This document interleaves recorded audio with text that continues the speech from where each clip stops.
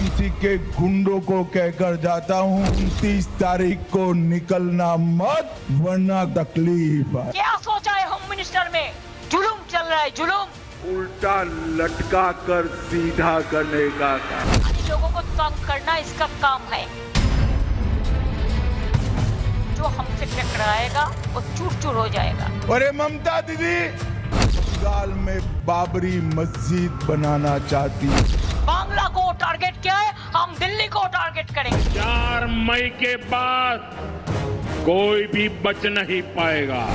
हम 26 में BJP government को इंडिया से हटाएंगे। अमर हृदय मजे काबा नयने मदीना, काबा की धरती नहीं बनने देना है।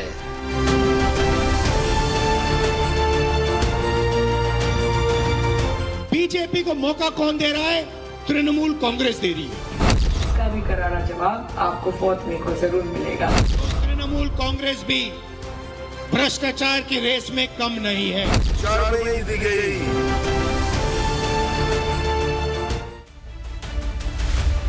पश्चिम बंगाल की झलकियां पश्चिम बंगाल के चुनाव के तापमान को समझने के लिए काफी है। और कल का दिन काफी अहम है, क्योंकि करीब आधी सीटों पर कल मतदान होने वाले हैं। ये वही सीटें हैं जहां भाजपा ने पिछली बार बेहतरीन प्रदर्शन किया था। अगर इस बार वाकई भाजपा को पश्चिम बंगाल की सत्ता पानी है, इन क्षेत्रों में न सिर्फ उसे पिछली बार की तरह बल्कि उससे भी बेहतर प्रदर्शन करना होगा। ये भाजपा के लिए कितना आसान होगा? पूरे चुनाव प्रचार के दौरान घुसपैठिया सबसे बड़ा मुद्दा बना रहा। एसआईआर के जरिए करीब 90 लाख वोट काटे जा चुके हैं। इससे किसे फायदा होगा और किसे नुकसान?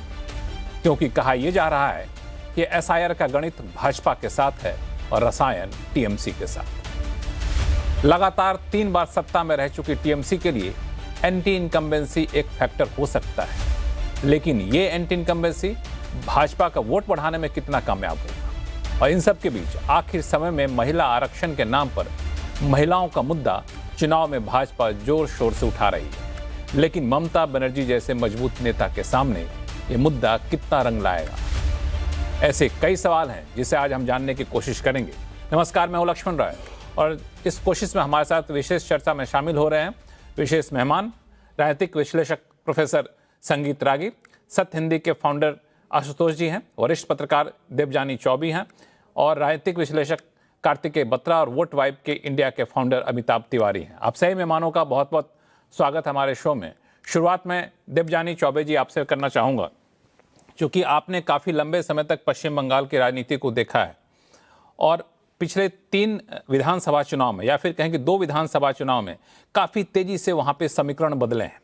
इस बार के समीकरण को देख करके क्या अंदाजा लग रहा है आपको? क्या माहौल है वहाँ पे?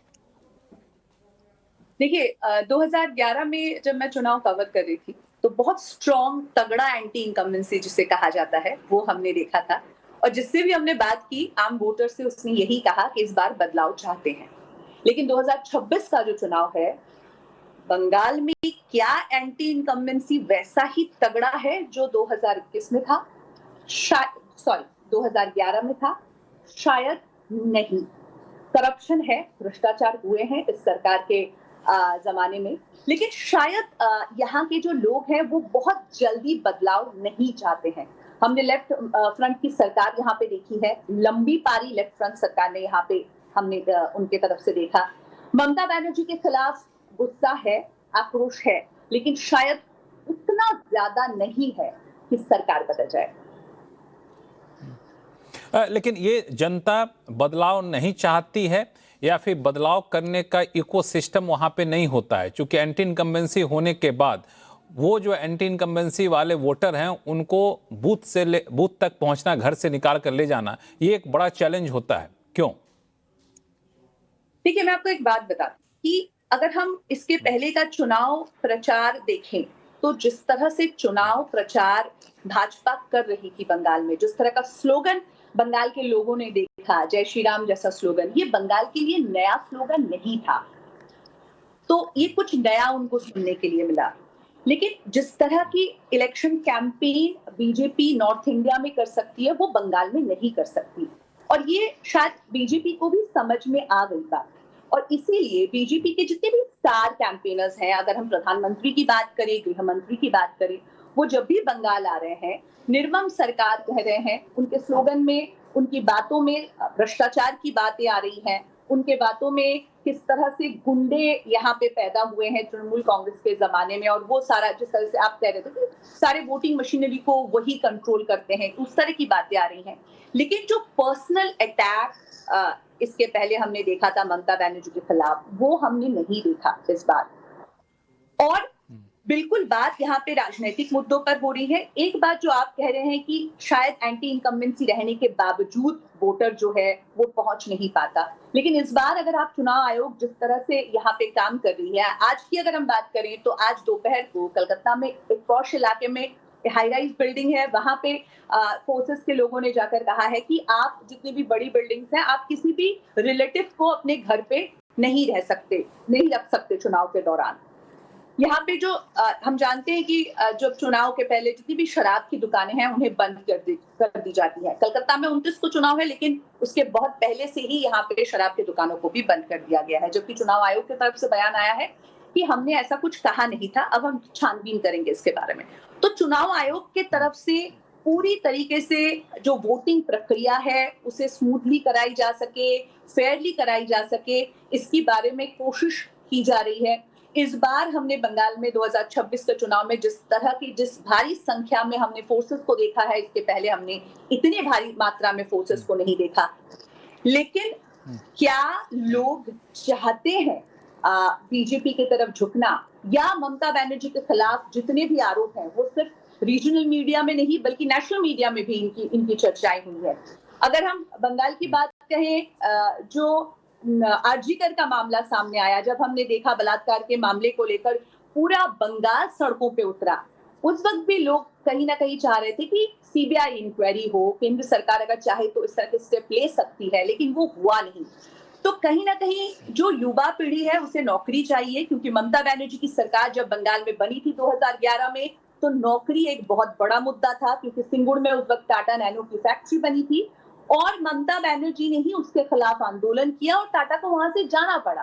तो सरकार ने ये कहा था कि हम जब अब सरकार में आए हैं तो हम नौकरियां लाएंगे, लेकिन अगर आप 2011 से लेकर 2026 देखें तो उस तरह से बंगाल में इंडस्ट्री आई नहीं है।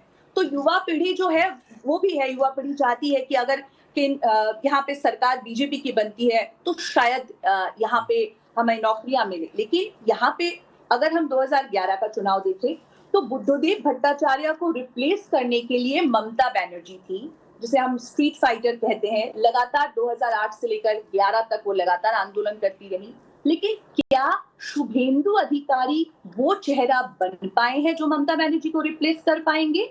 सवाल यहाँ पे उठ रहा है। बीजेपी कोशिश तो कर रही है, लेकिन बीजेपी के लिए बंगाल में हमेशा से एक चैलेंज रहा है उस नेता की खोज करना जो नेता सत्ता परिवर्तन में वो चेहरा बनकर आए जो चेहरा मुख्यमंत्री के कुर्सी तक पहुंच पाए।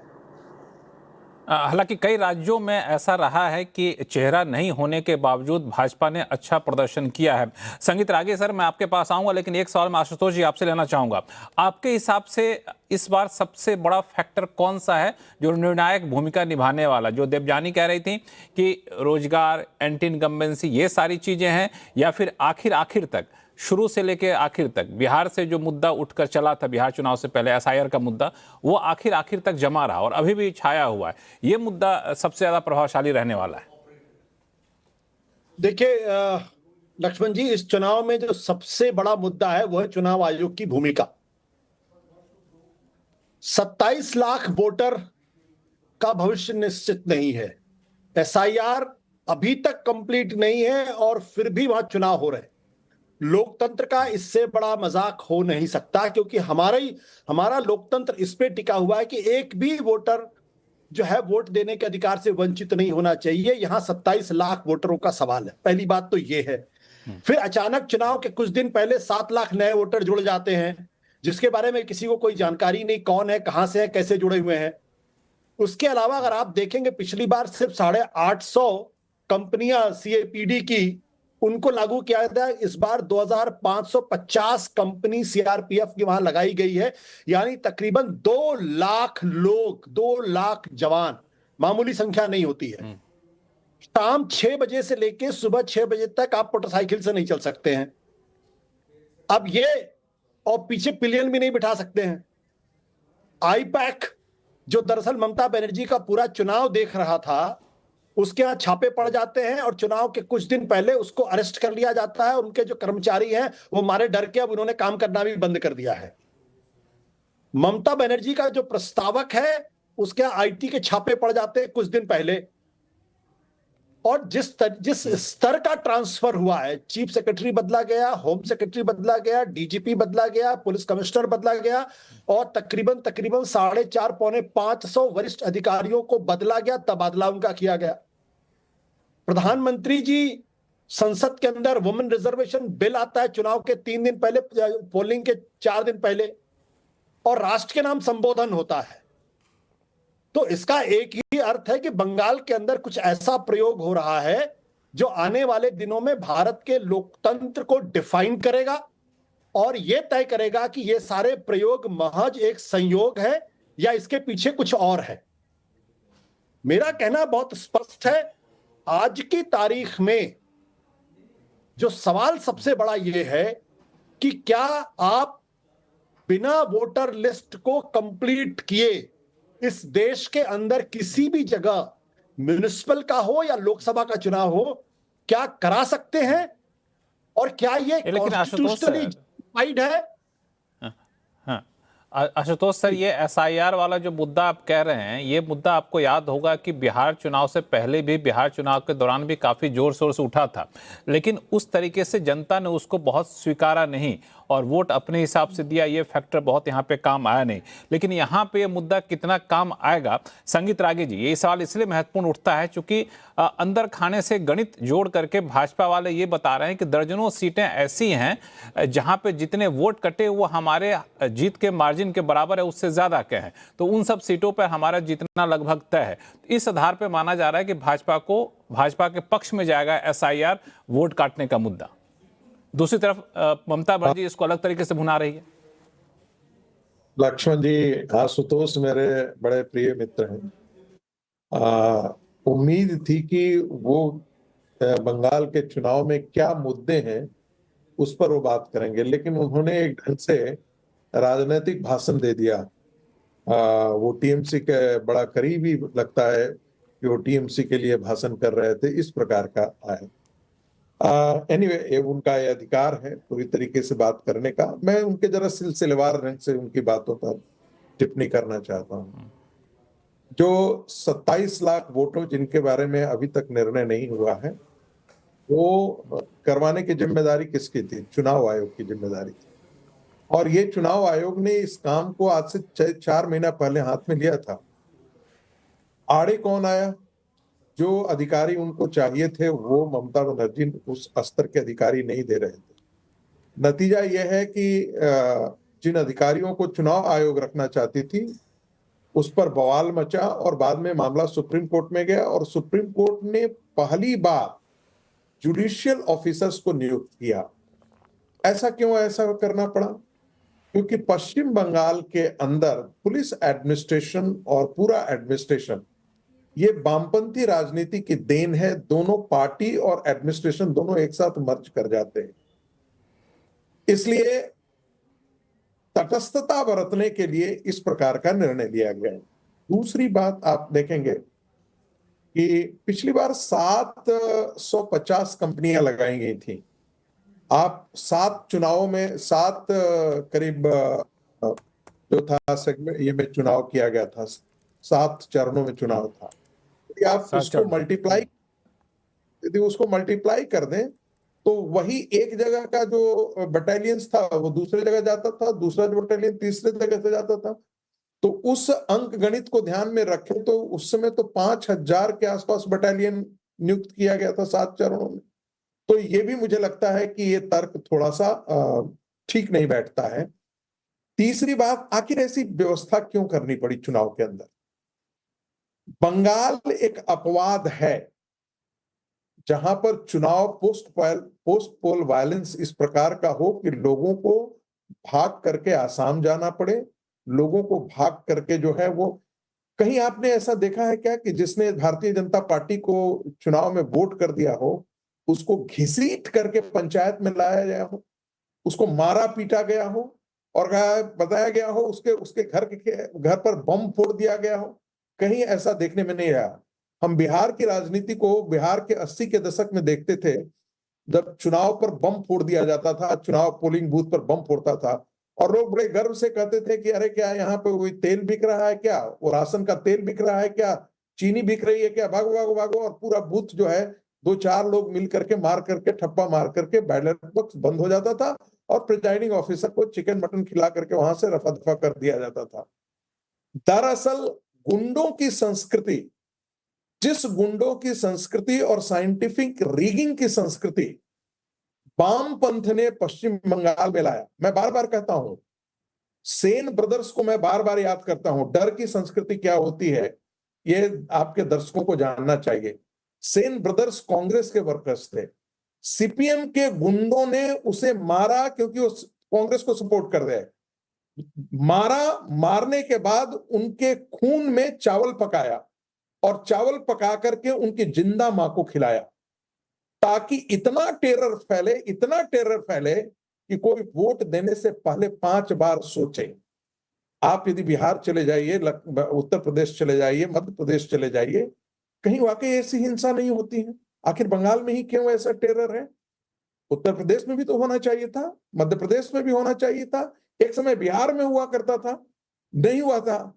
हम ऐसे क्यों भूल जाते हैं कि जब लालू प्रसाद यादव का राज था 2005 का, तो वहां पर जो चुनाव अधिकारी थे ने, उन्होंने पहली बार सीआरपीएफ का इतने सारे बटालियन, 700 के आसपास बटालियन वहां पर नियुक्त किया था, क्योंकि लालू के गुंडा राज से मुक्ति का एक ही उपाय था कि फेयर वोट होना चाहिए।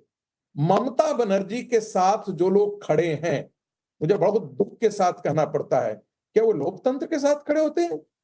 जो लोग जिंदा मार दे, जिसे मारने की धमकी दिया जाता है कि तुम वोट। कल एक वीडियो क्लिप बहुत अच्छा है, आपने कहा, संगीत रागी जी, आपने कहा कि आशुतोष जी चुनावी भाषण दे दिए, आपका भी भाषण चुनावी भाषण से कम नहीं है। वैसे जल्दी खत्म करके बाकी लोगों के पास जाऊं मैं। 10 सेकंड खत्म करता हूं। कल ही तृणमूल कांग्रेस के एक कैंडिडेट का प्रचार का वीडियो बाहर निकल कर गया है। वो क्या भाई साहब बोलते हुए निकल कर रहे हैं, वोट दे देना, देखना, हम देखेंगे, कैमरे लगे हुए हैं। अब इस प्रकार का कि तुम किसको वोट दे रहे हो या नहीं दे रहे हो, और यदि नहीं देते हो तो तुम्हें मारेंगे, धमकी दिया जा रहा है। इस प्रकार की जो संस्कृति है वो ममता बनर्जी ने नर्चर किया है, और दुर्भाग्य है कि क्या हम कहें, हमारे मित्र हैं, इनके गिरोह मंडली के लोग जो हैं वो समर्थन में आ जाते हैं अब और कहते हैं कि भाई चुनाव आरोप लगा दिए हैं। तो मैं कार्तिकेय बत्रा साहब के पास जाना चाह रहा था, लेकिन मैं चाहता हूं अगर कुछ जवाब देना चाहे आशुतोष जी तो जवाब दे दीजिए, फिर मैं कार्तिकेय जी के पास जाऊंगा।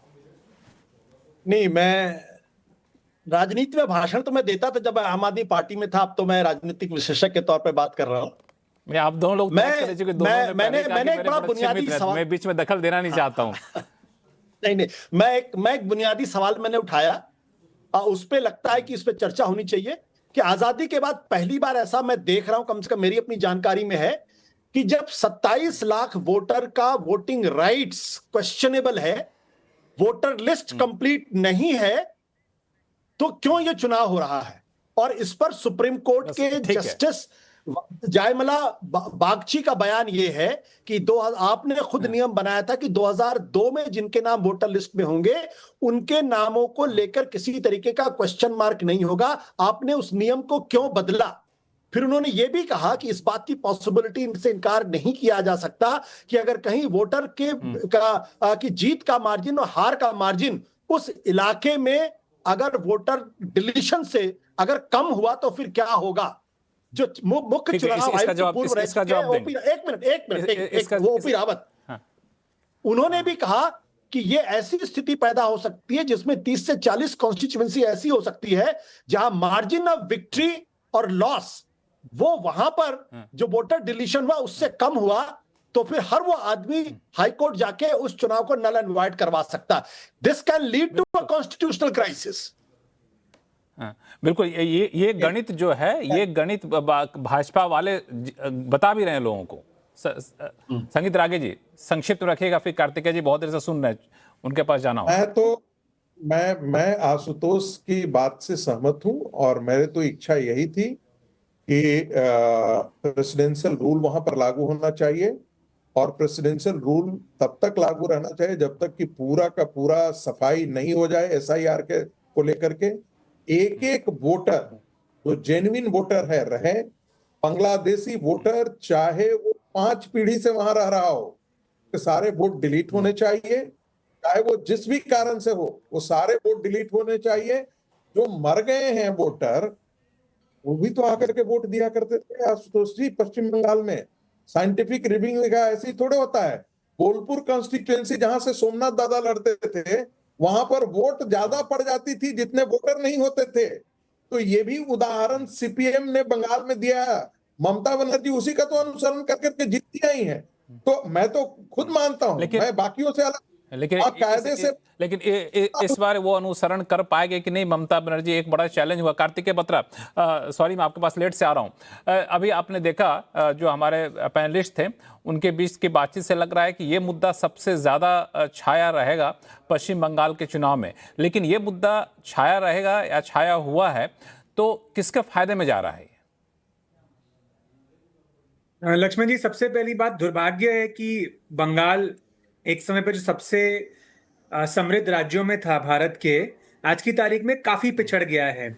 और ऐसे में बंगाल की इकोनॉमिक स्ट्रक्चर को एक पूरा रीबूट चाहिए, एक रीसेट चाहिए। अगर आपसे मैं आज पूछूं, आपके दर्शक भी जो देख रहे हैं, बंगाल में कोलकाता के बाद एक अगला बड़ा शहर बताइए।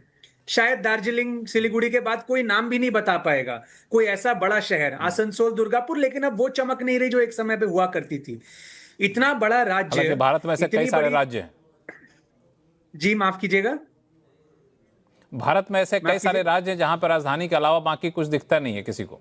हाँ, तो जब आप उन राज्यों के चुनाव के लिए बुलाएंगे, मैं तब भी बात उनके बारे में भी बात करेंगे। लेकिन आज क्योंकि हम बंगाल के बारे में बात कर रहे हैं, तो मैं बंगाल की बात करना चाहूंगा कि इसमें अभी मैं I am not going into party politics yet, but Bengal का दुर्भाग्य ये है कि बंगाल में इतनी प्रतिभा होने के बाद भी बंगाल आज बैकवर्ड स्टेट्स में माना जाता है। ईस्टर्न पट्टी के जो बैकवर्ड स्टेट्स है, बंगाल की गिनती उनमें होती है पर कैपिटा इनकम के हिसाब से। तो ऐसे में जब हमें मुद्दे डिस्कस करने चाहिए थे, नौकरियां, रोजगार, इंडस्ट्री, ये सारा चुनाव किन चीजों पर आ गया है? ये सारा चुनाव आ गया है एसआईआर, बांग्लादेशी इन्फिल्ट्रेशन, बंगाली अस्मिता, हिंदू मुस्लिम पोलराइजेशन। तो ये जो नैरेटिव है, ये कहीं ना कहीं ये बंगाल को पीछे खींच रहा है। अब आपने मुझसे पूछा कि इसका फायदा किसको होगा। देखिए सर, जो डिलीशंस हुए हैं वो 2 वेव्स में हुए हैं। मैं, आपके दर्शक काफी शोज देख चुके होंगे, इस पे मोटा मोटा बता दूं कि एक जो बिहार का जिक्र हुआ अभी, कि एक देखिए सारे राज्यों का साथ में हुआ था, और उसके बाद बंगाल का स्पेशल जुडिशियल एडजुडिकेशन हुआ था। तो जो पहला राउंड हुआ था, अगर उसको हम छोड़ दें क्योंकि वो सभी राज्यों के साथ हुआ, तो जो एडजुडिकेशन प्रोसेस हुआ था, उस एडजुडिकेशन प्रोसेस में जो 2 बड़े बेल्ट्स थे जहां पे नेट डिलीशन सबसे ज्यादा थे, तो उसमें कुछ इलाका बीजेपी का भी था और कुछ इलाका तृणमूल कांग्रेस का भी था। ये बोलने में मुझे कोई गुरेज नहीं है। तो अगर मालदा, मुर्शिदाबाद जिसे हम कहेंगे, जो जहां मुस्लिम काफी बड़ी संख्या में पाए जाते हैं, ये बॉर्डर का इलाका है, तो वहीं जो साउथ 24 नॉर्थ 24 परगना है जहां मतुआ समुदाय पाया जाता है, नामशूद्रा जिसको बोलते हैं, ये भी ऐसा इलाका है जहां नेट डिलीशन ज्यादा है। तो मोटा मोटा ऑन पेपर आपको लगेगा कि देखिए दोनों ही इलाकों में तकरीबन सेम है। लेकिन अब सवाल ये उठता है कि हम इस पे डाउट कर रहे हैं, ये अपने आप में एक चिंता की बात है। और अगर हम डाउट कर रहे हैं और हम ये कह रहे हैं कि ये टारगेटेड है, तो फिर ये बताना मेरे लिए बहुत मुश्किल है कि ये किसको फायदा करेगा, किसको नुकसान करेगा। प्राइमा फेसी ऐसा लगता है कि दोनों ही बेल्ट्स में डिलीशंस हुई हैं। लेकिन अगर ज्यादा डिलीशंस उन इलाकों में हुई हैं, अब मैं आपको एक उदाहरण देके बताता हूं, ज्यादा डिलीशंस उन इलाकों में हुई है मुस्लिम्स के जहां पे मुस्लिम वैसे भी 50, 60, 70% पॉपुलेशन है, तो वहां पे कोई फर्क नहीं पड़ेगा। वहां वैसे भी बीजेपी को हारना है, वो ऐसे भी बीजेपी को हारेगी। बट अगर उन सीटों में डिलीशन ज्यादा मुस्लिम्स की हुई है जहां टैक्टिकल वोटिंग होती है, तो इसका फायदा बीजेपी को मिल जाएगा। वही सेम बात हम मतुआ के बारे में भी कह सकते हैं। नामशूद्रा की जहां पे डिलीशन ज्यादा हुई है, अगर उनकी संख्या बहुत ज्यादा है, तो इधर वे वो उस पार्टी की तरफ ही सीट जाएगी जहां पे नामशूद्रा या जो मतुआ है वो जा रहे हैं। लेकिन अगर ऐसी सीट पर कटाई होती है जहां टैक्टिकल है, जी गणित ये लगाया जा रहा है कि वैसी सीटों पर ज्यादा डिलीशन हुआ है और नंबर ऑफ डिलीशन उतना ही है जितना कि भाजपा की हार का मार्जिन था। सर लक्ष्मण जी, ये आप मार्केट्स के व्यक्ति हैं, ये तो बहुत ही सिंप्लीफाइड एक एनालिसिस हुआ ना। ये हम कैसे कह सकते हैं कि वो जो मार्जिन है उसमें ज्यादा किस तरह का वोटर है? मतलब अगर मुझे सच में फर्ज करना है सबसे इंटरेस्टिंग पार्ट ये है, सबसे इंटरेस्टिंग पार्ट ये है कि इस डिलीशन को एसआईआर के मुद्दे को ऐसा बताया गया, ऐसा पेश किया गया कि ये सिर्फ इसलिए किया गया ताकि टीएमसी के वोट बैंक को काट दिया जाए, चाहे जहां भी एसआईआर हो। बिहार में ऐसा कहा कि एंटी बीजेपी वाले वोटर को काटा जाए, कैसे पहचाना जाता है ये मुझे समझ नहीं आया।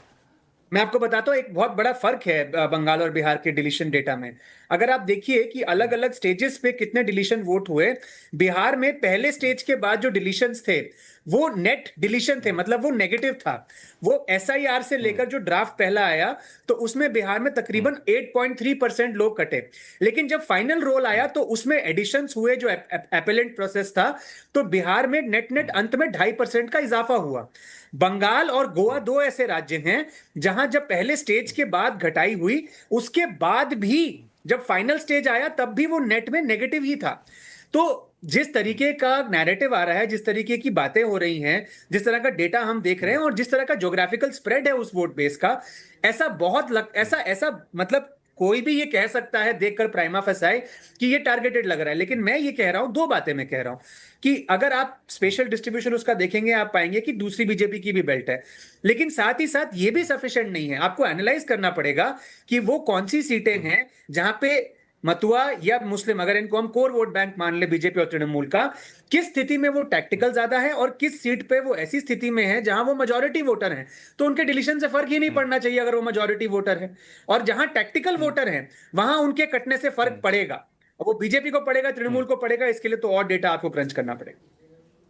तो एक आखिरी सवाल आपके पास पूछूं, फिर मैं देवजानी के पास जाऊंगा कि आपके हिसाब से कार्तिकेय, ये एसआईआर का मुद्दा और इसके तहत करीब 90 लाख से ज्यादा वोटर का नाम कटने का मुद्दा, वो किस पार्टी को फायदा होगा, किसको नुकसान, साफ तौर से कहना मुश्किल है, राइट? कहना मुश्किल है। और मैं तो 90 लाख में ये बोलूंगा, जो आशुतोष सर ने जैसे कहा कि जो ज्यादा प्रॉब्लमैटिक है, वो जो आखिरी 27 लाख लोग छूट गए हैं वो ज्यादा प्रॉब्लमैटिक है, क्योंकि वो 60 लाख की जो सूची थी वो एडजुडिकेशन के लिए गई थी, और एडजुडिकेशन का प्रोसेस ऐसा था कि जो बेंचेस थी वो ओवरवर्क थी, और क्योंकि वो ओवरवर्क थी तो अंत में जो रिजल्ट आया कि देखिए लगभग 50% को हां कर दिया, लगभग 50% को ना कर दिया।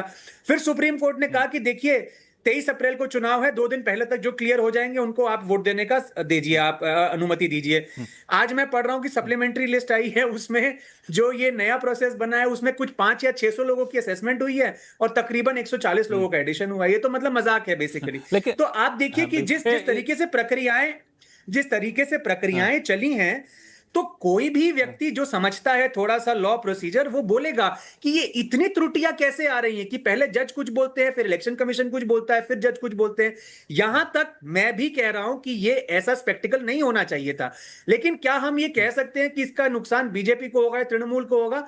ये मुझे लगता है कि मेरे पास इतनी जानकारी नहीं है मैं कह सकूं। प्राइमा फेसाई जो मुझे समझ में आता है मैंने आपको बता दिया। हालांकि मुझे नहीं पता कि इससे फायदा किसको होगा, किसको नुकसान, ये किस लिए किया गया, कौन छूट गया, कौन जुड़ गया। लेकिन आशुतोष जी की बातों से एक चीज़ मैं सहमत हूं, क्योंकि मैं भी राजनीति शास्त्र का छात्र रहा हूं कॉलेज के दिनों में, और संगीत रागी तो राजनीति शास्त्र के प्रोफेसर ही हैं, कि लोकतंत्र की बुनियाद यही होती है कि एक वोट भी नहीं छूटनी चाहिए, भले ही आपकी प्रक्रिया कितनी भी लंबी क्यों ना। प्रक्रिया लंबी हो गई, ओवरबर्डन्ड है बेंच, इस वजह से हम नहीं कर पा रहे हैं, ये एक थोड़ा सा दुखद होता है, किसी का भी वोटर क्यों ना छूट जाए। देवजानी, मैं इसको दूसरे तरीके से आपसे पूछना चाहूंगा कि जब इस एसआईआर के नैरेटिव को पेश किया गया तो एक आम धारणा ये बन रही है कि एसआईआर इसलिए किया गया ताकि एक तबके के वोट को काटा जाए, टीएमसी के वोट बैंक को काटा जाए। तो इससे एक दूसरा पक्ष ये भी जाता है कि उनके वोटर ज्यादा एकजुट होंगे, अच्छा मुझे काटने की कोशिश कर रहे लो, और हम जाके एकजुट हो जाते हैं। दूसरा पक्ष कहेगा अच्छा चलो उनके तो बहुत सारे वोटर कटे गए हैं, थोड़े से निश्चिंतता आ जाती है। तो ये फैक्टर कितना काम आता है जमीन पे वोटिंग के दौरान? देखिए, एक बात, 2021 का जो चुनावी परिणाम था, अगर हम वो देखें तो बीजेपी और तृणमूल में 10% के वोट का अंतर था। अभी तक जो एसआईआर में जिनका नाम कटा है, वो अगर परसेंटेज देखे तो 11% से ज्यादा वोटरों का नाम कट चुका है। तो अभी बहुत सारे एनालिसिस इस तरह से भी हो रहे हैं कि इससे बीजेपी को फायदा हो रहा है। देखिए, ये मैं कार्तिकेय जो पॉइंट बता रहे थे, मैं उसी में ये पॉइंट ऐड कर रही हूँ कि इसकी क्लैरिटी अभी भी किसी के पास नहीं है कि किसके ज्यादा वोटर्स कटे हैं। वोटर्स दोनों तरफ के कटे हैं। जब शुरुआत हुई थी इसकी, तो कहा जा रहा था कि ममता बनर्जी के सरकार के जमाने में बहुत सारे बांग्लादेश से इलीगल वोटर्स आए हैं और उनको कहीं ना कहीं वोटर लिस्ट से हटाया जाए। और तृणमूल कांग्रेस बार बार चुनावी रैली के दौरान इस बात को मुद्दा बना रही थी कि हमारे वोटरों को हटाने के लिए ही एसआईआर किया जा रहा है, जबकि जमीनी हकीकत ये है कि बीजेपी के वोटर्स भी, उनका भी नाम कटा है। सिर्फ वो वोटिंग इलाके नहीं है जहां पे मुसलमान वोटर्स ज्यादा हैं, वैसे इलाके भी हैं जहां पे हिंदू वोटर्स ज्यादा हैं। तो फिलहाल के लिए कल पहला मतदान है, उसके पहले इस बात की क्लैरिटी किसी के पास नहीं है कि किसके कितने वोटर्स कटे हैं। जबकि थोड़े दिन पहले तृणमूल कांग्रेस ने एक प्रेस कॉन्फ्रेंस किया बंगाल में, जिसमें तृणमूल कांग्रेस का दावा था कि दोनों पक्षों के जो वोटर्स हैं वो कटे हैं, और उसपे बीजेपी के भी कई सारे वोटर्स हैं उनके नाम कट गए हैं। ये तृणमूल कांग्रेस का अपना दावा है, लेकिन अगर हम आंकड़ों की बात करें तो अभी भी इसकी कोई क्लैरिटी नहीं है। दूसरी बात, एसआईआर की वजह से लोगों के दिलों में, जो आम गरीब इंसान है बंगाल का, उसके दिल में डर पैदा हुआ है। मैं आपको एक एग्जांपल देती हूँ। हमारे यहाँ पे सब्जी मार्केट है, मैं खुद जाती हूँ सब्जी लाने सुबह। वहां पे जो भी वोटर है, मुसलमान वोटर, उनके घरों में, जो राजरहाट इलाके से आते हैं, वहां पे उनके घरों में 2 का नाम है, 5 का नाम कट गया है, 3 का नाम है, 4 का नाम कट गया है। अब ये नाम कट जाना, इसका जो प्रोसेस है कि कैसे आप फिर से ट्राइब्यूनल के पास जाएंगे, क्या होगा, कैसे होगा, क्योंकि कभी जज कुछ कह रहे हैं, कोर्ट के तरफ से एक बयान आ रहा है, जो पॉलिटिकल पार्टी है वो खुद अपना कैंप बनाकर लोगों के नामों का लिस्ट बना रही है, वो कह रही है कि हम कोर्ट जा रहे हैं। तो जो गरीब आदमी है, जो गरीब वोटर है, जो रूरल वोटर है, जो बंगाल के चुनाव का परिणाम तय करेगा, उसके दिल में एक डर बैठ गया है जिसका नाम कट चुका है। एसआईआर ने लोगों के दिलों में डर पैदा किया है, ये चीज हुई है बंगाल में। दूसरी बात, ये बात मैंने आपको कही कि किसी के पास कोई क्लैरिटी नहीं है, क्योंकि आंकड़े अभी भी हमारे सामने नहीं है कि किसके कितने वोटर कटे हैं। बिल्कुल ऐसा करते हैं ना कि हम लोग जब तक, चूंकि इसमें काफी इसके बिल्कुल काफी गहन परीक्षण की बात है, कैसे इसकी समीक्षा की जाए, इस वजह से अभी कुछ कहना मुश्किल है कि ये एसआईआर और वोट कटना किसके पक्ष में किसके विरोध में। एक दूसरा मुद्दा जो काफी लोग चर्चा कर रहे हैं वो कि 15 साल हो गए और अब एंटी इनकम्बेंसी काफ़ी ज़्यादा यहाँ पे हावी हो जाएगी इस पूरे चुनाव में, हो सकती है, ऐसा माना जा रहा है। और पश्चिम बंगाल का इतिहास भी रहा है, जब सत्ता देती है जनता तो 3 बार 4 बार के लिए देती है, 3 बार तो हो गया ममता बनर्जी का। तो ये एंटी इनकम्बेंसी कितना काम आएगा, क्योंकि जिस तरीके के भीड़ हम लोग देख रहे हैं, आमतौर पर लोग डर के मारे घरों से निकलते नहीं थे, जिस तरीके की भीड़ रैलियों में देखी जा रही है, रोड शो में देखा जा रहा है, ये सब वाकई किसी बदलाव का संकेत दे रहा है क्या आशुतोष जी? देखिए, इस पूरे मामले में जो सबसे, मैं एक पॉइंट यहाँ पे ऐड करना चाहूंगी। सॉरी, आशुतोष जी, देवयानी कुछ ऐड करना चाहती है। हाँ, बस एक पॉइंट ऐड करना चाहूँ, क्योंकि मैं पली बड़ी बंगाल में हूँ, मैंने काम बंगाल में किया है। अब मैं दिल्ली में जब काम कर रही थी 2 साल, तो एक बार मैं टैक्सी से जा रही थी, तो टैक्सी वाले भैया मुझे कह रहे थे कि बंगाल छोड़ दीजिए, वहां पे तो हर दिन दंगे होते हैं, वहां पे हर दिन लोग सड़क पे उतर के एक दूसरे का खून कर रहे हैं, मर्डर कर रहे हैं। तो ये मैंने देखा है, दिल्ली में एक नैरेटिव मैंने देखा है बंगाल के बारे में, कि बंगाल में हमेशा सड़कों पे निकलना जो है वो बिल्कुल सेफ नहीं है और कभी भी गोली चला देंगे। तो ये शायद नैरेटिव कहीं ना कहीं मेन स्ट्रीम मीडिया की बनाई भी गई है, लेकिन ऐसा भी कुछ डरावना यहाँ पे है नहीं। मतलब वायलेंस की बात हम कर रहे थे, तो वायलेंस बंगाल के इलेक्शन में हमेशा से हुआ है, इसमें कोई दो राय नहीं है, हमेशा से बंगाल के इलेक्शन में वायलेंस हुआ है। लेकिन जिस तरह की छवि बंगाल की बनाई जाती है, खासतौर पे हिंसा को लेकर, वो शायद थोड़ा सा ज्यादा है। मतलब जिस तरह की छवि बनाई जाती है वो शायद पूरी तरीके से सच नहीं है। Thank you. ठीक है, पूरी तरह सच नहीं। इस पे मैं संगीत रागे जी आपके भी राय लूंगा इस पे, लेकिन आशुतोष जी अपनी बात पूरी करिए। देखिए, इस पूरे मामले में एसआईआर की वजह से जो एक सबसे बड़ा नुकसान हुआ है कि जिस ईमानदारी के साथ, जिस ऑब्जेक्टिविटी के साथ ममता बनर्जी की सरकार को लेकर आकलन होना चाहिए और जिसके आधार पर वोटर को यह तय करना चाहिए कि दरअसल ये सरकार उनके हक में काम कर रही है या उनके हक में काम नहीं कर रही है, वो मुद्दा ही कहीं गायब हो गया है। अब एसआईआर को लेकर और जो वुमेन रिजर्वेशन बिल है, इन दोनों को लेकर ममता बनर्जी ने पूरे नैरेटिव को बंगला अस्मिता में कन्वर्ट कर दिया है कि दिल्ली वाले आके पश्चिम बंगाल का मजाक उड़ाते हैं, इनको बंगाल की कोई संस्कृति नहीं है और ये बंगाल की संस्कृति को जानते नहीं है और ये बंगाल को इन्वेड करना चाहते हैं, बंगाल को कैप्चर करना चाहते हैं। ये जो नैरेटिव बन रहा है, ये नैरेटिव इस चुनाव में जो ईमानदारी से ममता बनर्जी का आकलन होना चाहिए उसको तो रोकता ही रोकता है। साथ ही साथ मैं बहुत जिम्मेदारी से इस बात को कहना चाहता हूं, ये बंगला सोसाइटी में एक नए तरीके का एलिनेशन भी पैदा करेगा और ये जो एलिनेशन है ये वाकई में सेंटर स्टेट के बीच में दूरियां पैदा करेगा, दिल्ली और कलकत्ता के बीच में दूरियां पैदा करेगा और कहीं ना कहीं उनके मन में एक बेचैनी पैदा करेगा। मैं बहुत इससे आगे मैं अभी बोलना नहीं चाहता हूं, लेकिन जैसे अभी हमारे मित्र संगीत रागी ने जी सॉरी अपनी बात पूरी करिए फिर मैं बोलता हूं। हाँ, मैं अभी हमारे मित्र जैसे संगीत रागी ने एक बात कही, देखिए हमें अपने शब्दों को बहुत समझ के बोलना है। उन्होंने कहा कि जो 5 पीढ़ी से बांग्लादेशी हैं उनको वोटिंग राइट्स नहीं होना चाहिए। बंगाल में ऐसी बहुत बड़ी संख्या होगी, पंजाब में ऐसी बहुत बड़ी संख्या होगी जो पार्टीशन के बाद जिन्होंने चूज किया कि मुझे हिंदुस्तान के साथ रहना है, आप उनके वोटिंग राइट्स को छीन लेना चाहते हैं क्योंकि वो बांग्लादेश से आए हुए, क्योंकि वो पाकिस्तान से आए हुए। उसमें बहुत बड़ी संख्या उनकी होगी जो मुसलमान नहीं होंगे, जो हिंदू होंगे। जैसे असम के अंदर जब बांग्लादेशी घुसपैठियों का सवाल खड़ा किया गया, एनआरसी जब किया गया, तो नैरेटिव ये बना कि बड़ी पैमाने पर मुसलमान आए हैं। जो 16 लाख फाइनल लोगों की लिस्ट बनी उसमें सिर्फ 7 लाख मुसलमान हैं और 9 लाख वो लोग हैं जो दरअसल हिंदू और गोरखा है। तो मैं ये कहता हूं कि हमको संगीत रागी जी जवाब देना चाहते हैं में भी सावधानी बरतनी चाहिए ताकि जो बंगाल का आदमी है या असम का आदमी, जो बॉर्डर का आदमी है, वो अपने आप को एलिनेटेड महसूस ना करे, वो भी अपने आप को हिंदुस्तान के ज्योग्राफी के साथ, संस्कृति के साथ इंटीग्रेटेड महसूस करे। संगीत रागी जी। लक्ष्मण जी, कोई व्यक्ति, जैसे कहा जाता था कि बिहार के बारे में कि वायलेंस नहीं होता है और जो है वो बिहार में वायलेंस नहीं होता है, तो मुझे लगता है कि ये उतना ही गलत है जितना बंगाल के बारे में कहा जाता है कि बंगाल के बारे में एग्जैजरेटेड बातें की जाती है। हम लोगों ने क्या मालदा, मुर्शिदाबाद, वसीरहाट भूल गए क्या? थाने जला दिए जाते हैं, संदेश खाली भूल गए क्या?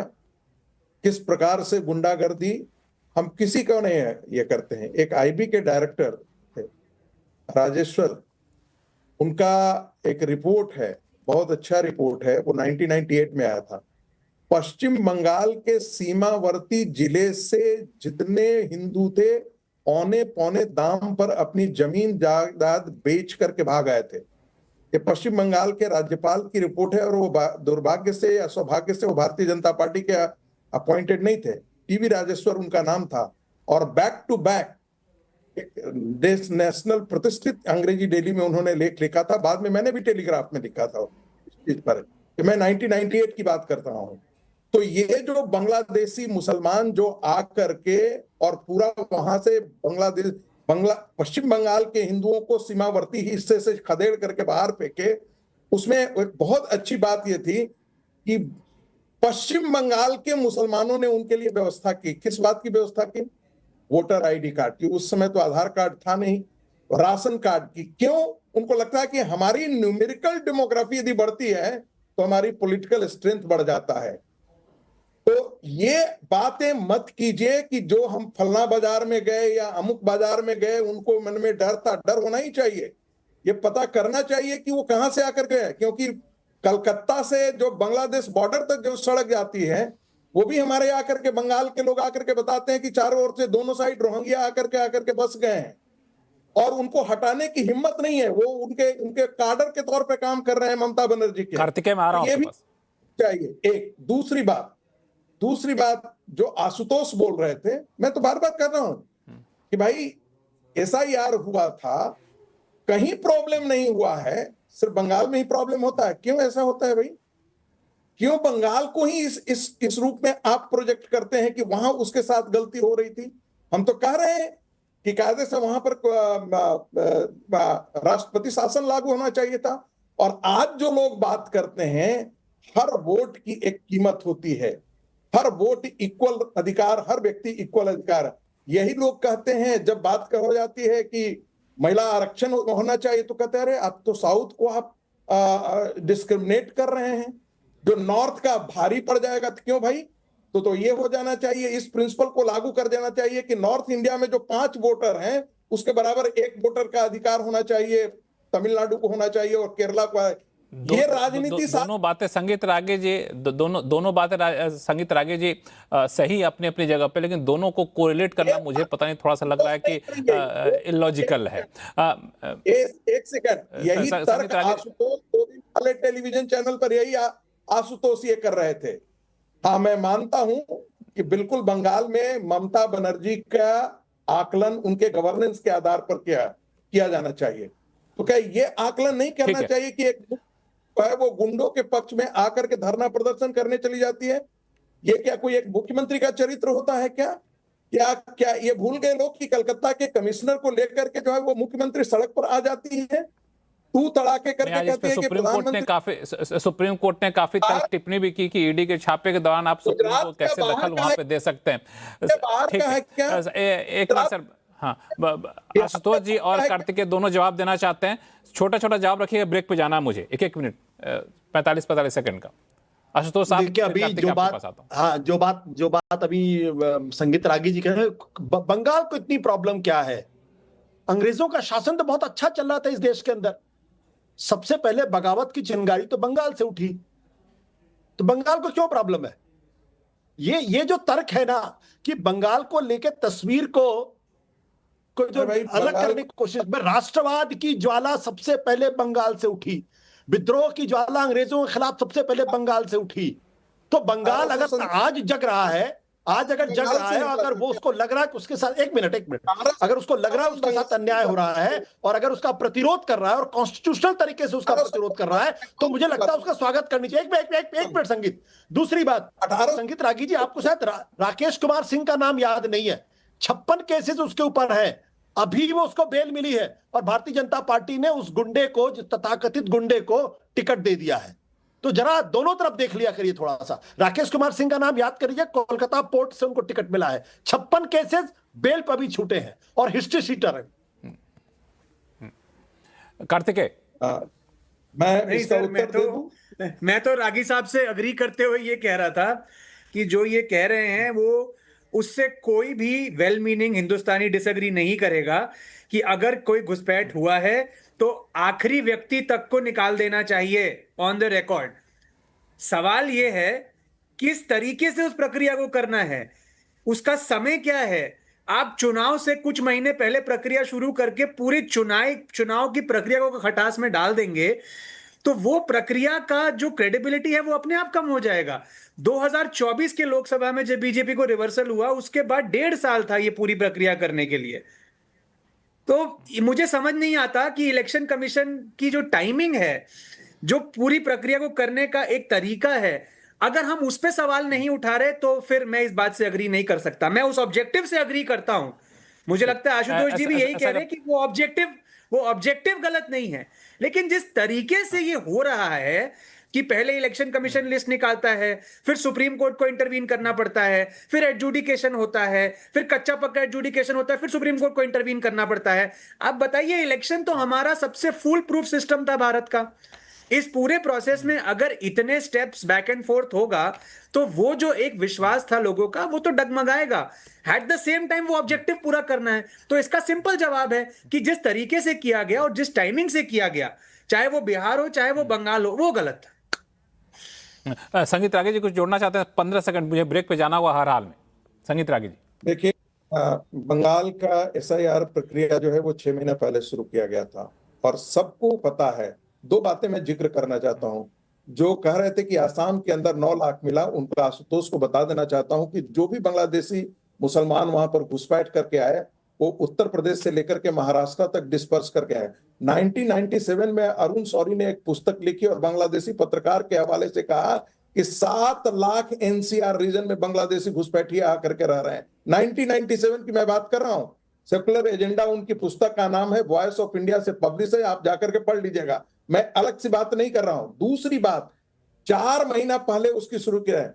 बंगाल को मैं इस बात से सहमत हूं कि 1.5 साल पहले से शुरू कर देना चाहिए था, 2 साल पहले से शुरू कर देना चाहिए था, क्योंकि पश्चिम बंगाल मैं मानता हूं कि वहां एक राजनीतिक लड़ाई नहीं है, वाकई वो सभ्यता और संस्कृति को बचाने की लड़ाई है। मैं फिर इस पर जोर देकर के कहता हूं, वरना पश्चिम बंगाल के हिंदुओं को वही दुर्दशा होगी जो बांग्लादेश के अंदर हिंदुओं की दुर्दशा आज हो रही है, वो भी बांग्ला संस्कृति के नाम पर। यहाँ पे संगीत रागे जी, दरअसल घुसपैठियों को हटाना, घुसपैठियों की पहचान करना, ये इस पे किसी को आपत्ति नहीं है। घुसपैठियों की पहचान करिए, घुसपैठियों को वोटिंग राइट खत्म करिए, लेकिन आप उसको नतीजे तक पहुंचाइए। कितने घुसपैठियों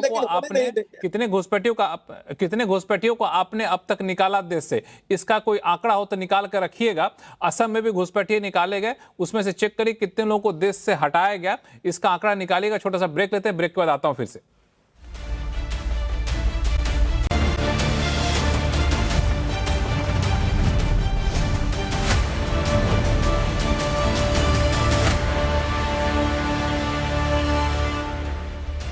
ब्रेक के बाद एक बार फिर से आपका स्वागत। हम लोग चर्चा कर रहे हैं पश्चिम बंगाल में होने वाले विधानसभा चुनाव को लेकर के। ब्रेक पे जाने से पहले काफ़ी ज़्यादा बहस इस बात पर हुई कि घुसपैठियाँ हैं, उनको निकालना ज़रूरी, इसकी दरकार है। मैं एक सवाल पूछ के ब्रेक लिया था, वही सवाल वापस से पूछूंगा।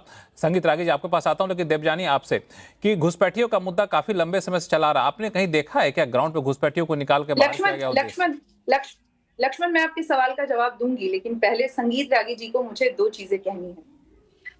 आप कह रहे थे कि आप बाजार जाते हैं, उसमें कौन क्या कहता है आपको फर्क नहीं पड़ता। आपको शायद फर्क नहीं पड़ता, मुझे फर्क पड़ता है, क्योंकि मैं स्टेट की हूँ। मेरे स्टेट में अगर कोई गरीब इंसान, मैं बोल लूं, जब आप कह रहे थे मैं बिल्कुल चुप थी, मैं बोल लूं फिर आप कहिएगा।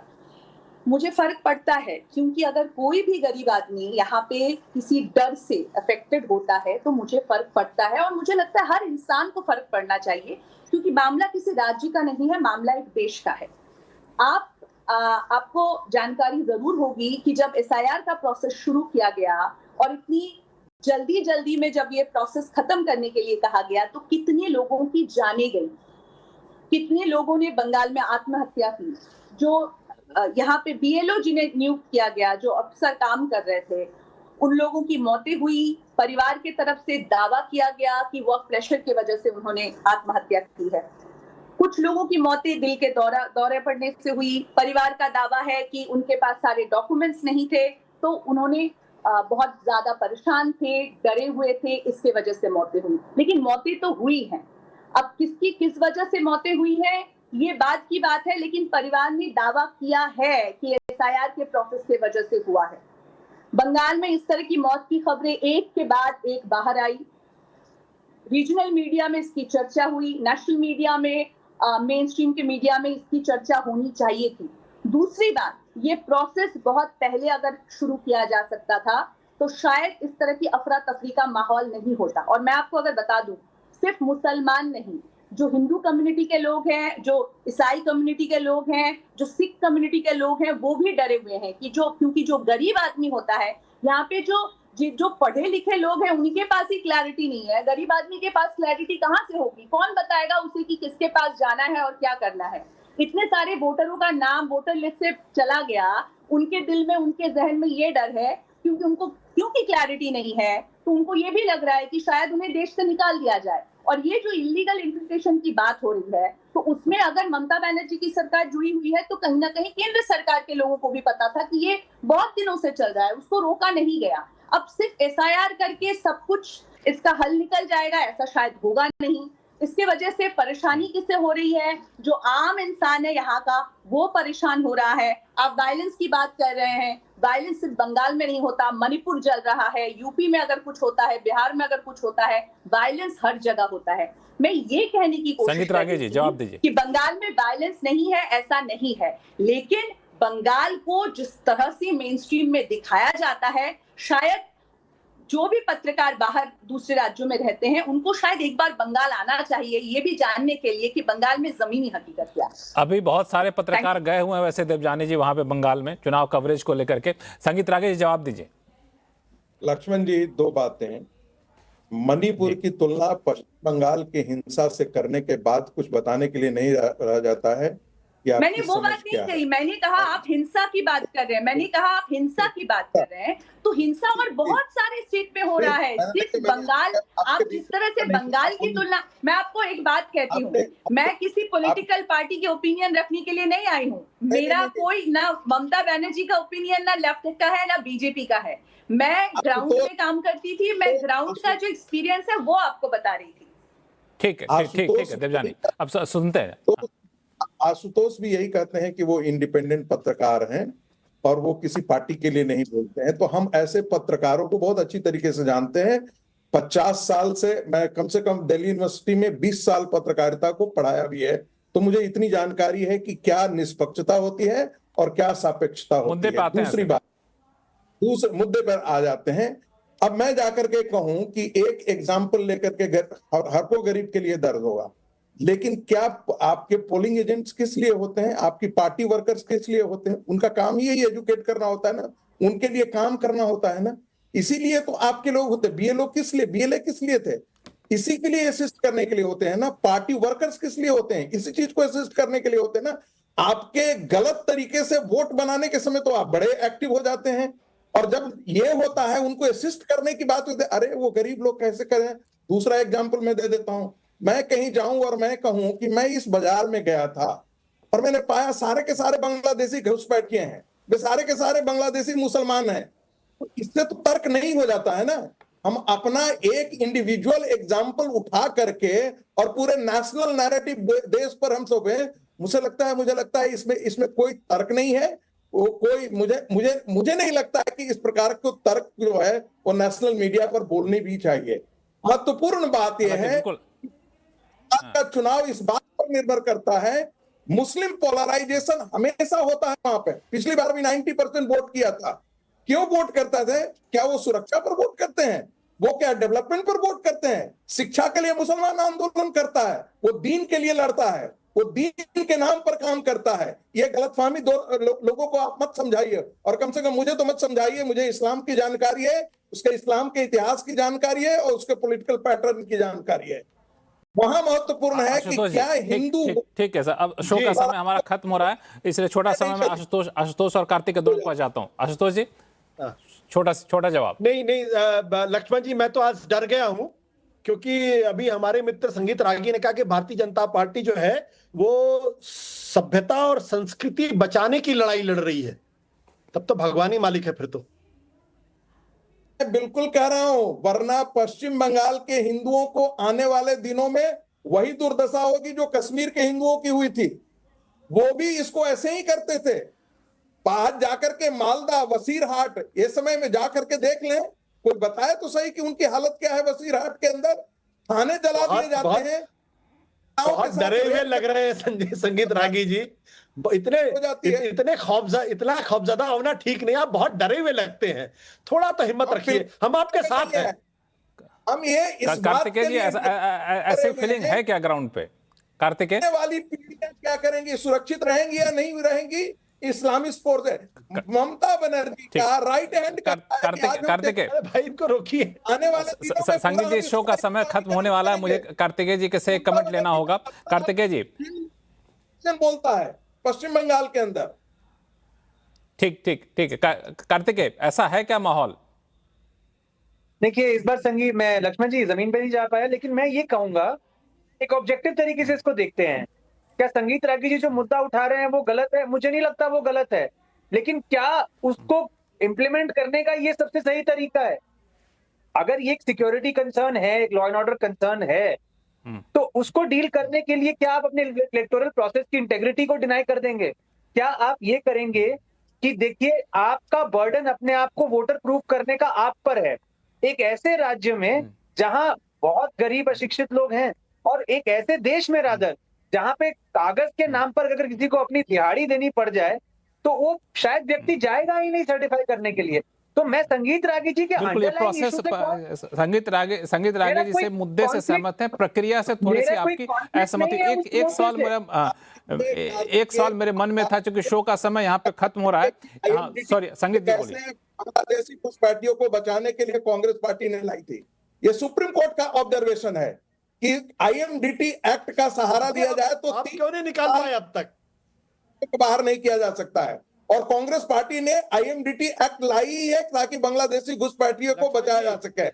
देवकांत बरुआ वहीं के एक नेता हुआ करते थे, कहते थे कि हम अली और कुली के सहारे सत्ता में आते हैं। ये अली कहाँ के थे? ये बांग्लादेश बोल रहे हैं आप आशुतोष जी, कुछ बोल रहे हैं आप? देखिए भाई, संगीत रागी जी का राग विलाप चल रहा है, चलने दीजिए उसको, मुझे उसमें कुछ ऐड नहीं करना। राग विलाप चल रहा है, चलने कुछ उसमें बोलना चाहते हैं, लेकिन ये मुद्दा है जो चर्चा का विषय तो बहुत जोर से बना हुआ। अब ये वोट में कैसे तब्दील होगा वो नतीजे बताएंगे, लेकिन कल पहले चरण का चुनाव होना वो जो काफी महत्वपूर्ण है पूरे नतीजों को निर्णायक स्तर पर पहुंचाने के लिए। आप सभी मेहमानों ने अपना कीमती समय निकाला हमारे लिए, इसके लिए बहुत बहुत धन्यवाद। आवाज अड्डा फिलहाल इतना ही, देखते रहिए CNBC आवाज। नमस्कार।